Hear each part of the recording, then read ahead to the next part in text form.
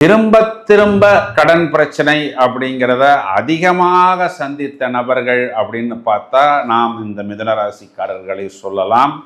மிதுனத்துக்கு இவர் பாதகாதிபதி, ஒரு கேந்திரத்துக்கு அதிபதி, இன்னொரு கேந்திரத்துக்கு அதிபதி.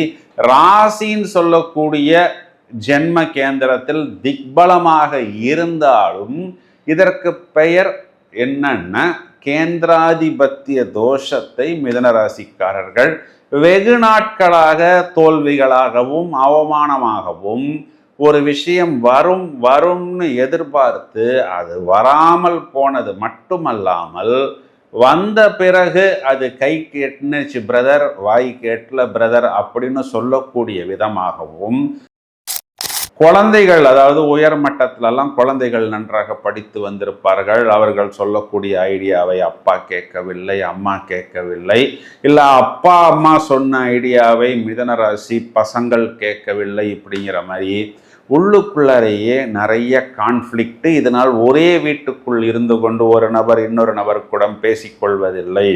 பிரச்சனைகள், தீர்வில்லாத ஒரு பயணம். இப்படி நல்லா வருத்தப்படக்கூடிய மிதுனராசிக்காரர்களுக்கு முதல் தரமான ராஜயோகத்தை பாதகாதிபதியாக இருந்தாலும் குரு கொடுப்பதற்கு தயாராக இருக்கிறார். ஒரு சமாதானம் ஏற்படும், ஒரு சந்தோஷம் ஏற்படும். இதையே இன்னொரு ஆங்கிள் பார்ப்போம். 7ஆம் அதிபதி 2ஆம் வீட்டில் அப்படின்னா என்ன அர்த்தம்?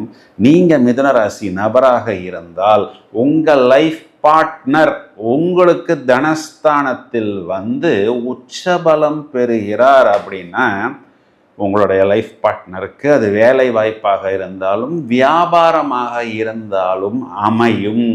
அதன் மூலம் அபிவிருத்தி, அதன் மூலம் உங்களுக்கு வருமானம் அப்படிங்கிறது ஒட்டு மொத்தமாக உங்களுக்கு மட்டுமல்லாமல் உங்கள் குடும்பத்துக்கே வந்து அமையும்.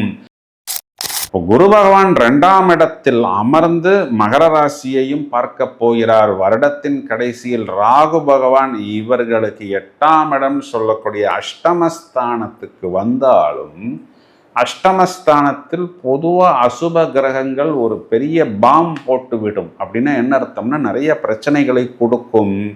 ஆனால் அங்கேயும் வரக்கூடிய ராகு பகவானை குரு பார்த்து ராகுவை கட்டுக்குள் வைக்க போகிறார்.